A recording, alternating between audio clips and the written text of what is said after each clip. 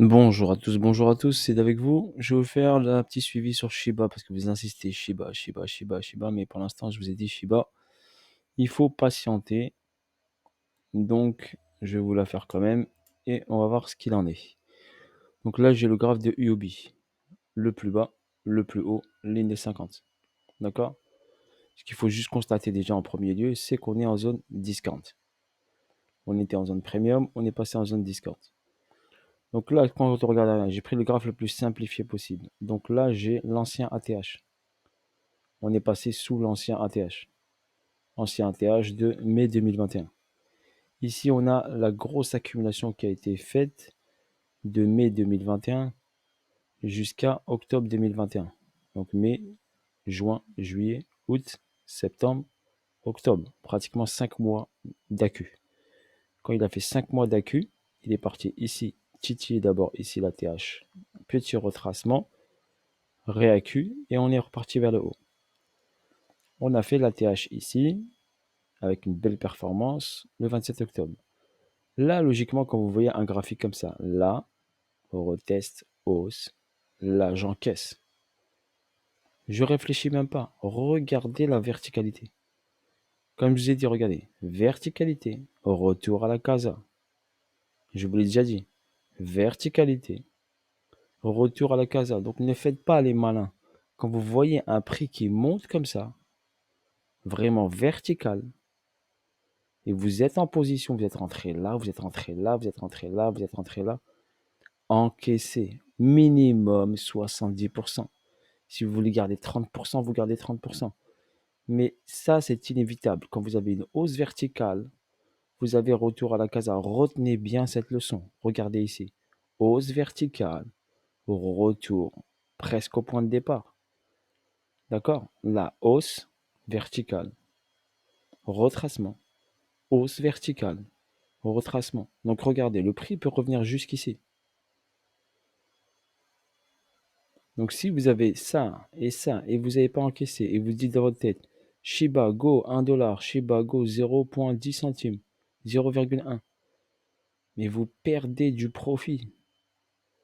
Vous perdez grave du profit. Parce que regardez, quand vous avez une hausse comme ça, vous sortez là.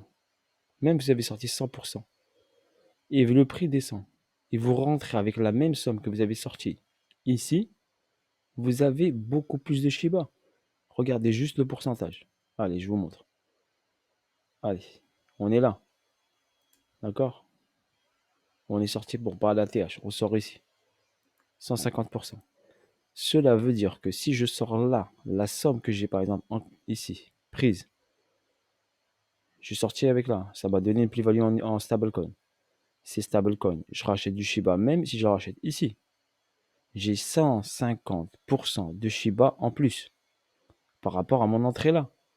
Donc arrêtez de me dire, moi je suis un holder, moi je suis un holder, moi je suis un holder. Il faut être un holder intelligent. Un holder intelligent, avec un cerveau. Arrêtez de me dire, moi je hold, moi je hold. Pour moi, un hold qui rentre là et qui encaisse pas là, pour moi, c'est pas un holder. C'est pas du tout un holder. C'est juste un mec qui a mis de l'argent et il se dit, allez hop, j'ai rien à faire cet argent, je laisse sur les marchés. Un vrai holder de qualité, c'est une poussée comme ça, j'encaisse la somme que j'ai, correction de 30, 40, 50%, je rachète du Shiba. Je me pose pas de questions. Et j'ai à chaque fois beaucoup plus de Shiba. À chaque correction de 30, 40, 50%, là vous avez une correction de, je vous montre. Allez, si je prends le point bas là, où on est parti là. Donc là, on a une correction pratiquement. Allez, on part d'ici sur les springs. Donc là, vous avez une correction qui est pratiquement 2 au 61,8. Donc plus de 60% de correction par rapport à ce point bas. D'accord? Une correction, je parle de la correction. On est arrivé au 61,8 en dessous, pratiquement presque au 78,6. 78,6, ceux qui ont l'habitude d'utiliser le Fibonacci de retracement. Donc là, vous avez ici 78,6 qui est là, sur ma ligne blanche. Donc, si vous avez... Moi, personnellement, j'ai encaissé, hein, je vous le dis. Hein. Moi, quand je vois une verticalité comme ça, je sors. Je suis sorti peut-être un peu trop tôt, je suis sorti ici. Mais j'ai pris ma plus-value. Et je les ai en stablecoin. Et je vais attendre encore un peu. Et je vais reprendre du Shiba. Voilà ce que je suis en train de vous expliquer. Un vrai holder intelligent, c'est comme ça qu'il doit réfléchir. Tac, grosse poussée, je sors. J'attends une grosse correction pour rentrer. Et si j'adore le Shiba, eh ben j'aurai plus de Shiba et je vais accumuler beaucoup de Shiba avec la même somme. À chaque fois, par palier.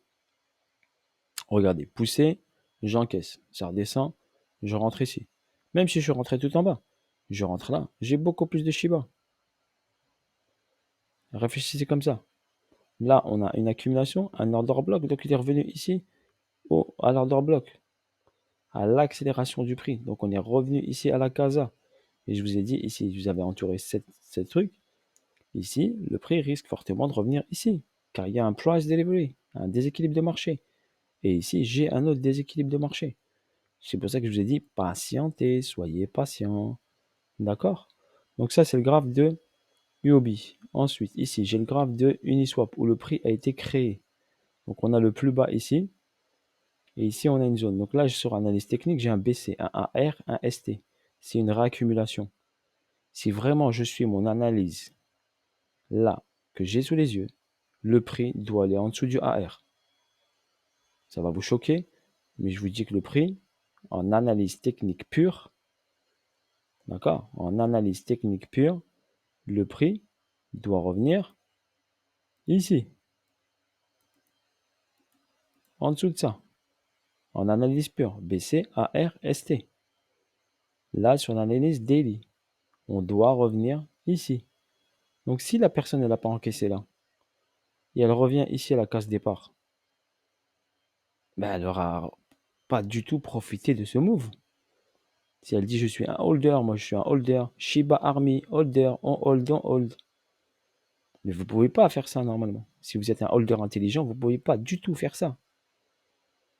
Pour moi, un mec qui rentre là et qui a rien encaissé, pour moi, c'est pas un mec intelligent. Pour moi, c'est un. Je vais pas employer ce terme-là, mais bon, pour moi, c'est une personne qui réfléchit pas avec son cerveau, ou qui a pas de notion mathématique, ou qui a pas jamais vu un graphique de sa life. Après, c'est à vous de choisir, c'est votre argent, c'est pas le mien. Moi, je suis pas un conseiller financier, mais je vous montre.